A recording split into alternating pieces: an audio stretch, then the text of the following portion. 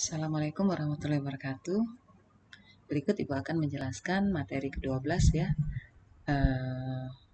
logika informatika, yaitu tablo semantik. Nah, materi ke-12 ini, tablo semantik ada kaitannya dengan materi 11, yaitu logika predikat. Jadi, tablo semantik di sini khusus untuk yang logika predikat. Sebelumnya kita sudah juga bahas tablo semantik, tapi itu untuk logika proposisi. Ini khusus untuk yang logika predikat. Oke, kita lihat di sini ada penjelasan tentang tablo semantik.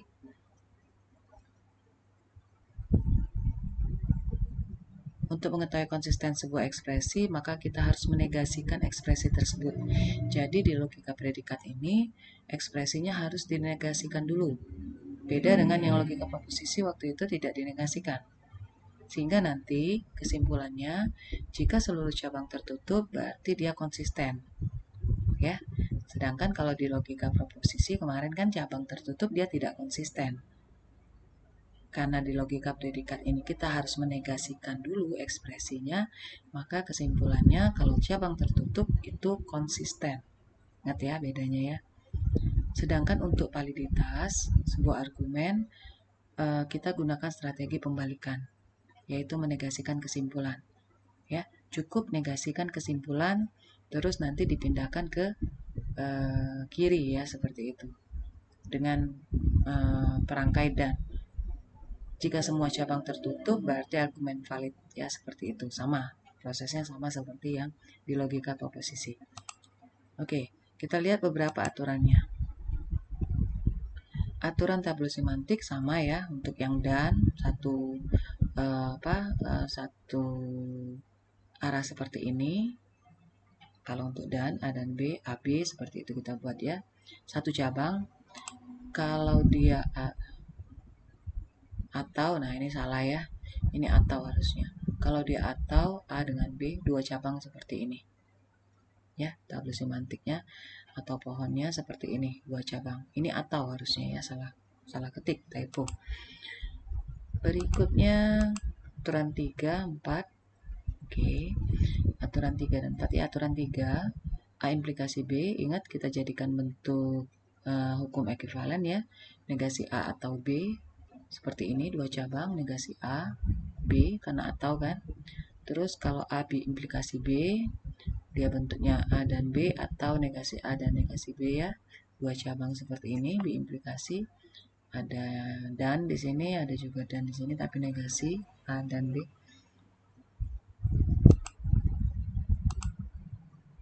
Aturan kelima, negasi A, ya A saja ya, satu cabang seperti itu.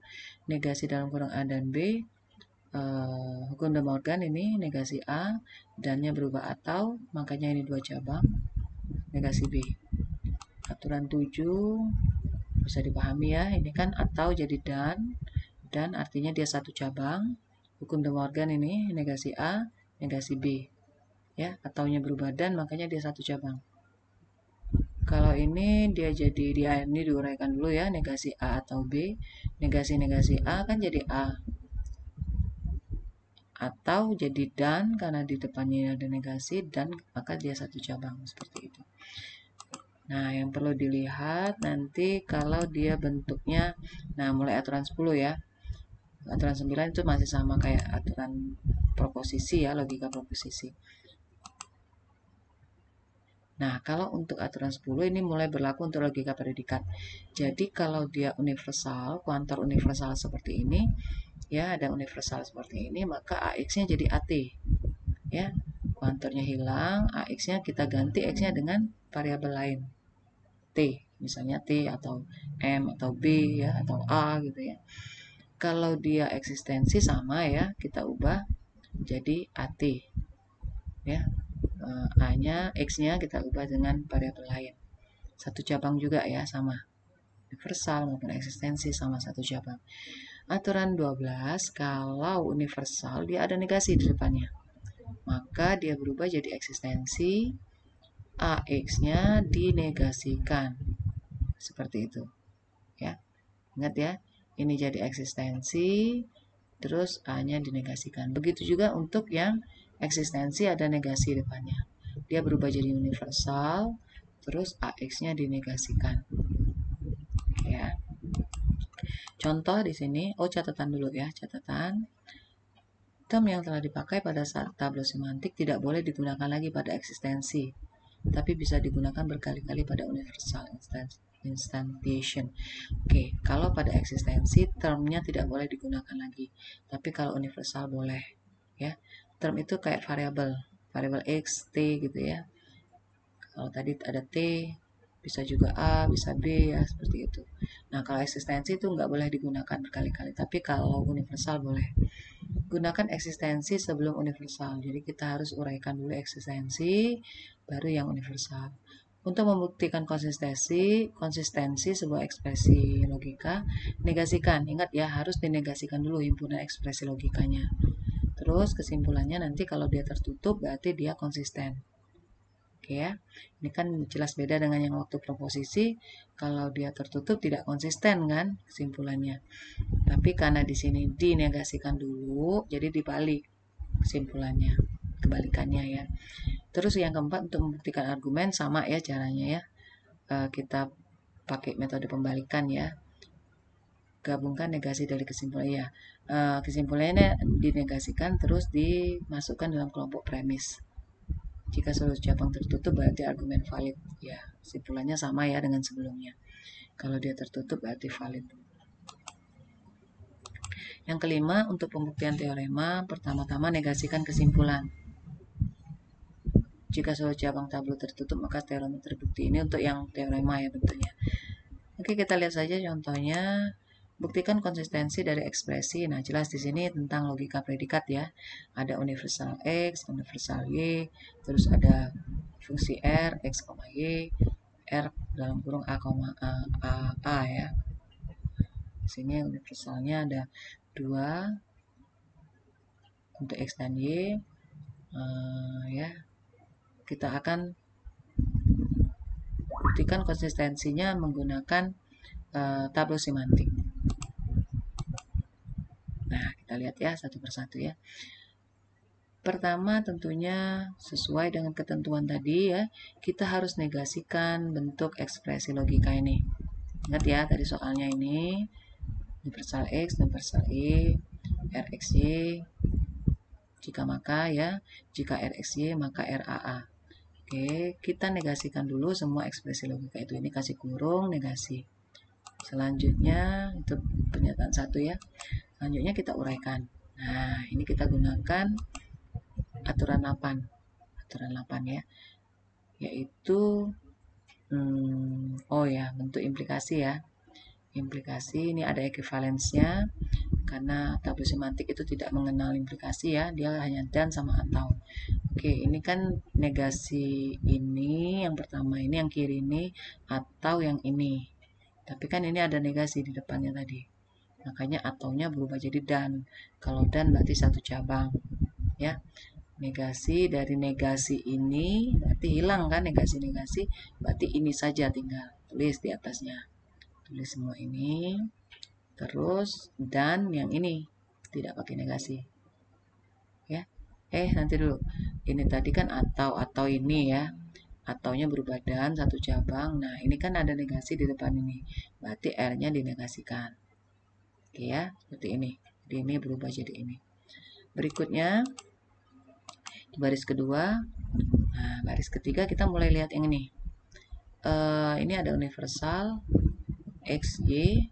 Nah, X-nya dulu kita uraikan ya. Universal X ketemu RX. Itu jadi R ganti X-nya. Kalau di ini tadi di materi tadi itu T ya pakai ya. Itu bebas ya. Kita pakai di sini pakai A. Jadi kita gantikanlah universal yang pertama ini hilang, RX-nya ini kita ganti jadi RA. Koma Y tetap universal Y tetap juga ya, belum kita ubah.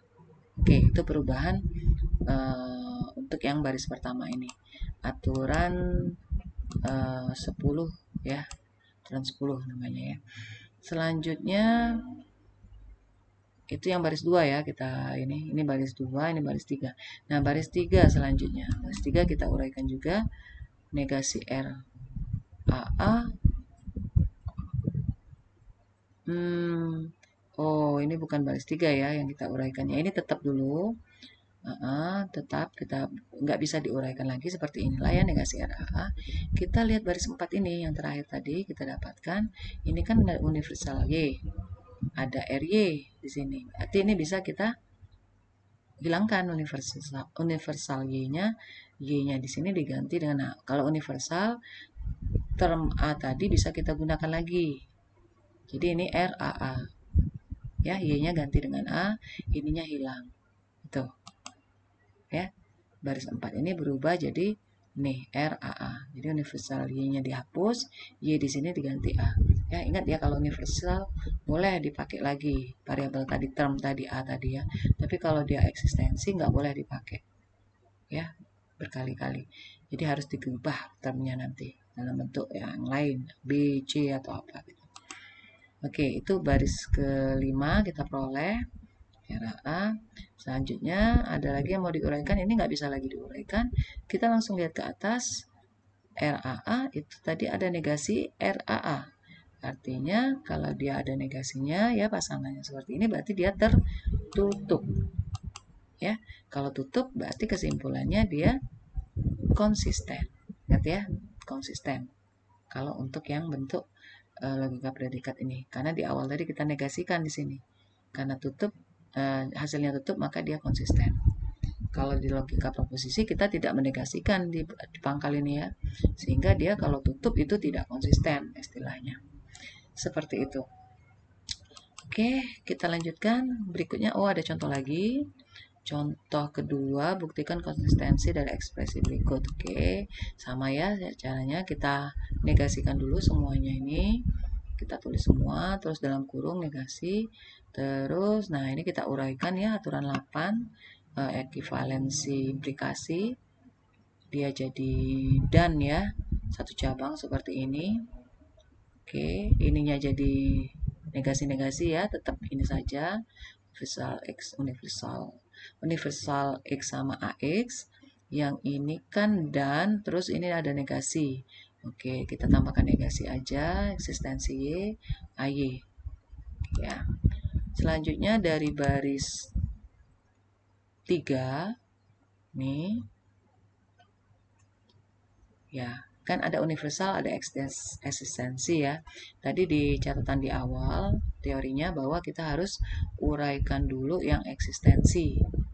Itu petunjuknya. Jadi kita harus yang 3 dulu kita uraikan. Ya, aturan 3 ini baris 3 ini aturan yang berlaku aturan 13.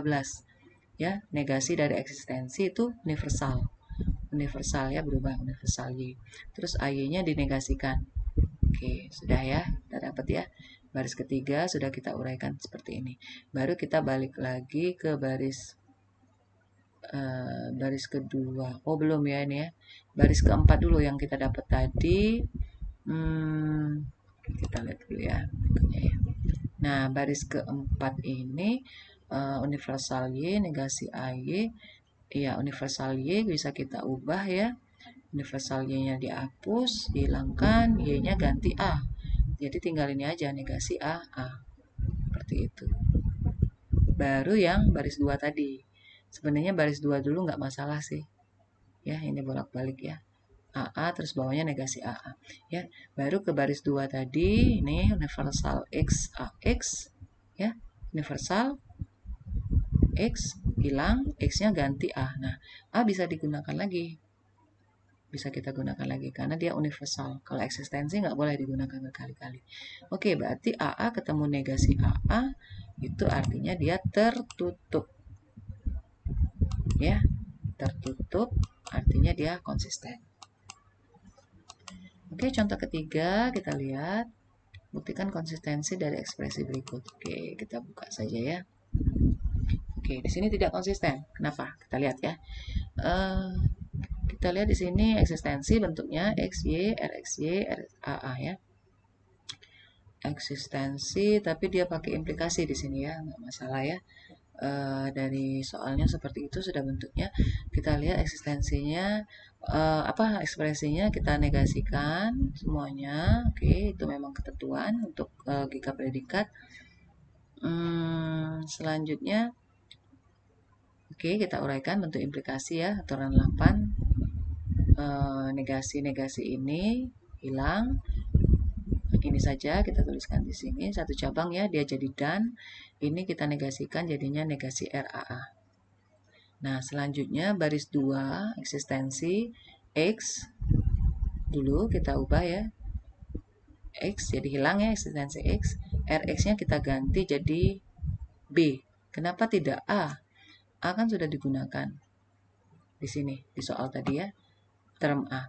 Kalau eksistensi nggak boleh digunakan berkali-kali. Kalau sudah A nggak boleh lagi A. Ya, jadi kita ganti dengan B. Harus termnya yang lain. Di sini diganti B. X-nya ganti dengan B. Jangan A ya, karena dia eksistensi. Oke, yang Y-nya tetap eksistensi Y, RY ya, RY. Nah, X tadi sudah diganti B untuk yang eksistensi X ya. Oke, selanjutnya kita uraikan lagi eksistensi ini. Ini baris 3 kita diamkan dulu ya, karena ini eksistensi harus didahulukan tadi sesuai petunjuk. Eksistensi Y, RB, Y. Nah, eksistensi Y ketemu RY ini kan bisa hilang ya eksistensinya. Dan ingat Y-nya diganti dengan term lain. Ingat eksistensi nggak boleh dipakai yang sebelumnya. Kalau sebelumnya tadi B, berarti kita harus pakai yang lain simbolnya ya. Di sini kita gunakan C. Ya, Y-nya diganti dengan C. Eksistensi Y kita hapus, RY-nya ganti dengan RC. B-nya tetap tadi ya, RB, C jadi. Nah, terus untuk yang baris 3 ini tidak bisa diapa-apain kan, tetap seperti inilah bentuknya. Kita pasangkan, lihat RBC di sini, sedangkan di sini negasi R benar pasangannya ya, negasi dari R, tapi di sini AA. Artinya dia tidak sama ya. Artinya dia terbuka ya, bukan pasangan di sini. Kalau sama-sama AA atau sama-sama BC, oke, tertutup. Karena dia beda di sini RBC negasi RAA, maka dia terbuka, artinya ekspresi logika ini tidak konsisten. Oke ya, jelas ya. Mudah-mudahan bisa dipahami. Berikutnya contoh keempat. Oke, bisa kalian pelajari ya, pahami ya bentuknya. Di sini dia tertutup hasilnya. Nanti bisa dipahami kalian materi 12 ini. Tadi sudah ada 3 contoh sebelumnya ya. Kenapa ini bisa seperti ini? Coba nanti dipelajari sendiri ya, dipahami. Nah, di sini ada latihan soal. Bisa dicobakan ya. Ibu akan lanjutkan untuk yang validitas argumen. Ya sama aja ya, ciri caranya sama seperti yang logika proposisi sebelumnya. Kalau argumen, ini contoh soalnya ya. Semua gajah memiliki belalai, Dumbo seekor gajah, dengan demikian Dumbo memiliki belalai ya.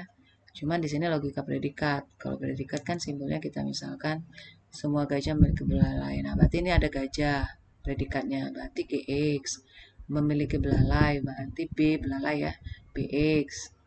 Jadi X itu yang predikatnya ya, gajah, terus belalai itu BX, terus ada lagi Dumbo seekor gajah. Nah, berarti kan gajahnya itu G-nya tadi, X-nya kita ganti Dumbo, artinya dia GD ya, G dalam kurung D, dimana X-nya itu adalah si Dumbo. Terus dengan demikian, nah ini kesimpulan berarti ya, dengan demikian Dumbo memiliki belalai, berarti di sini belalai tadi kan B, B berarti B dalam kurung D ya. Nah ini ya, Dumbo memiliki belalai BD. Semua gajah memiliki belalai, ekspresinya semua kan pakai universal ya, X, terus dia implikasi ya tentunya ya. Kalau universal GX, jika GX maka BX. Dumbo memiliki belalai. Kesimpulan tadi ya, kalau kesimpulan berarti kita pakai strategi pembalikan ya, dinegasikan, pindah ke kiri. Nah ini kan bentuk susunan ekspresi logikanya ya, bentuk argumen ini koma ini atau dan ya, pakai dan, ini kayak ini dan GD jadi BD ya. Ini masih dalam luas kanan ya, dipisahkan oleh lambang ini. Tapi kalau kita gunakan strategi pembalikan, dia pindah ke kiri jadi dan, BD-nya harus negasikan.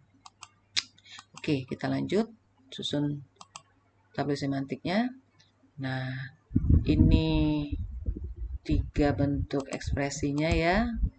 Kita lihat tadi 1, 2, 3. Nah, ingat kalau argumen dia tidak perlu dinegasikan. Ya, ini 1 dan ini tadi kan, ini kesimpulan yang dinegasikan tadi. Oke, kita langsung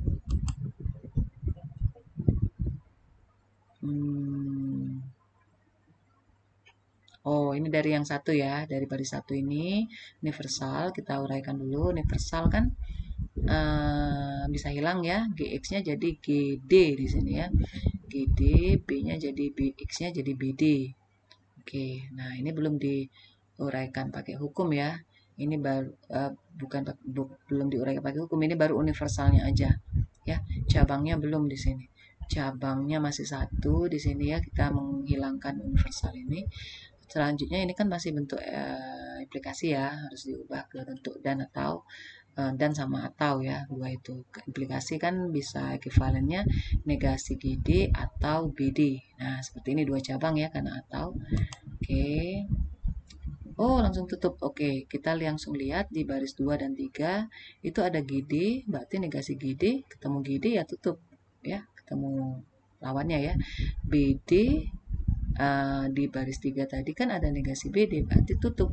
Artinya argumen ini valid ya. Valid. Oke. Contoh kedua, nah ini ada argumennya, semua mahasiswa rajin belajar, setiap mahasiswa rajin belajar dan pandai akan lulus ujian sarjana.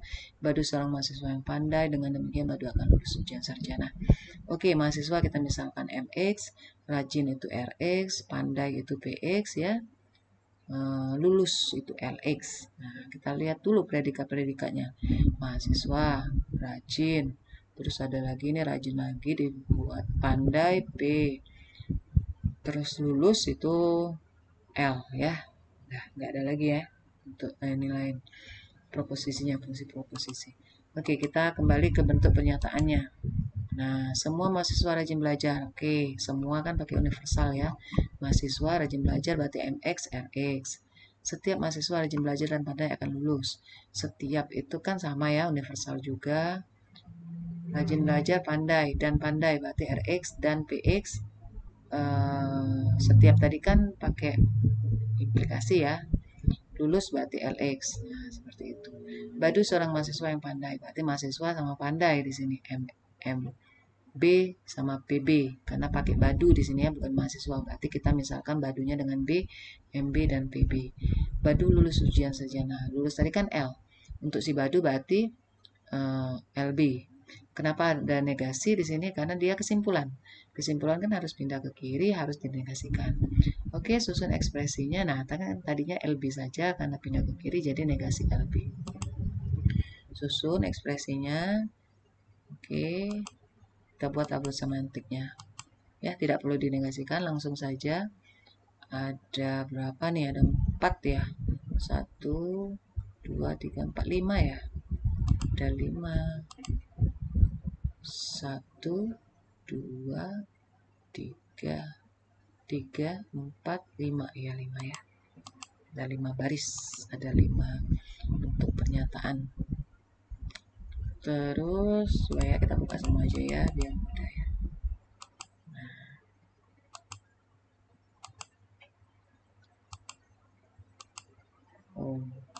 Ya. Oke, kita lihat di sini baris 1 dulu ya. Baris 1 ada universal ini. Oke, X ketemu MX sama RX ini kita ubah jadi B ya, universalnya hilang. MB, RB, oke. Terus baris 2 ya. Ya, belum kita uraikan lagi ekivalennya. Baris kedua di sini ada universal X juga. RX-nya jadi RB dan BB LB ya. Gak apa-apa kita pakai B lagi karena universal di sini ya. Kalau eksistensi nggak boleh dipakai lagi B-nya. Oke, jadi baris 1, baris 2 kita uraikan dulu. Baris 3, 4, 5 enggak ya. Mantap dia ya. Nah, lanjut aturan 5 pada baris 6. Oke, ini kita uraikan. Implikasi kan ekuivalennya dua cabang seperti ini ya, atau ya negasi depan MB atau RB-nya tetap. Nah, langsung kita lihat ke atas. Ada nggak MB? Oh, ada nih. Langsung tutup nih yang ujung ini ya. Terus RB ini masih bisa kita uraikan. Kita uraikan baris 7. Nah, yang ini sekarang. Ini kan masih bentuk implikasi ya. Berarti negasi ini RB dan PB ini, atau dua cabang kan kalau atau LB saja. Nah, LB saja. LB coba kita cek. Di atas ada negasi LB. Oke, ada. Berarti ini juga tutup. Tinggal ini. Nah, mana lagi yang belum diuraikan? Apa? Oh, ini kan negasi ya, negasi dalam kurung dan. Berarti ini hukum De Morgan bahwa dan itu berubah atau, berarti dua cabang. Negasi RB, negasinya ke sini, atau negasi PB. Nah, kita lihat negasi R sama negasi P. Ada nggak di atas RB? RB. Oh, ada nih. Nih ya, ke sini, ke sini. Di sini ya, RB. Berarti ini tutup. Negasi PB ada nggak ke atasnya PB? Kita selusuri. Nah, ini ada PB ya. Berarti ini juga tutup. Berarti ini ujung-ujungnya tutup, tutup, tutup, tutup. Berarti dia valid ya simpulannya. Ya. Nah, di sini ada soal-soal latihan, bisa nanti kalian jawab ya. Sesuai tadi pedomannya apa, contoh-contoh soal yang sudah kita bahas ya. Mudah-mudahan bisa dipahami, dimengerti. Nanti kalau memang ada yang kurang mengerti bisa kita diskusikan ya di perkuliahan kita atau di grup yang sudah kita bentuk ya. Oke, itu saja. Terima kasih. Oh, ntar dulu. Lupa Ibu ya. Rupanya ada teorema di sini. Teorema nanti kita lihat ya. Ini teorema kita gunakan. Oh, jadi nanti bentuk argumen itu bisa jadi dia nggak ada hipotesis ya. Kalau nggak ada hipotesis, bentuknya nanti ada seperti ini saja tanda di ujungnya, di pangkalnya. Nah, seperti ini ya. Ini hanya kesimpulan aja, ada hipotesanya nggak ada. Jadi dia tandanya seperti ini, satu garis ya yang di tengah ini ya. Nah, gimana pembuktiannya? Pembuktiannya, oh ya sama ya seperti sebelumnya kita gunakan hukum-hukum itu. Oke, kita lihat. Oh ya sama ya, kita hanya menguraikan tabel semantik untuk yang bagian kesimpulan. Ya, kesimpulannya coba kita lihat ya.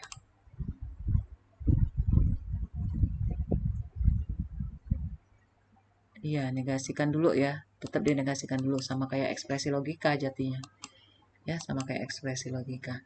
Oke, ini bisa dipahami saja ya tentang teorema. Yang penting adalah tentang ekspresi logika, tabel semantiknya, sama yang bentuk argumen tadi. Ya, ini yang dia argumen tapi hanya bagian kesimpulan saja. Oke ya, itu bisa dipelajari sendiri ini contoh soalnya. Terus ada latihan juga ya, soal-soal yang bentuk teorema tadi. Teorema istilahnya ya, kalau dia hanya punya kesimpulan saja seperti itu. Dilambangkan dia pangkalnya ada lambang kayak ini. Dan style apa tadi ya istilahnya. Oke, itu saja ya. Sekian, terima kasih.